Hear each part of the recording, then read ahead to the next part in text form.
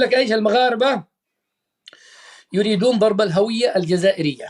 وين الهوية أولا علشان نضربها أو علشان يضربوها المغاربة؟ وين أنتوا إلى الآن قاعدين تترنحوا، ما حد درى لكم بهوية، ما دريتوا. أصوات جزائرية من طالع من عندكم يقولوا أن تبون نفسه زلت لسانه، سبحان الله، قد نحن نخاف من التاريخ. انتم خوافين رعديدين، لا معاكم وثائق ولا معاكم ارشيف ولا معاكم شيء. قلت لك ارشيف جدتي افضل من ارشيفكم، ما عندكم ارشيف، جدتي معها ارشيف.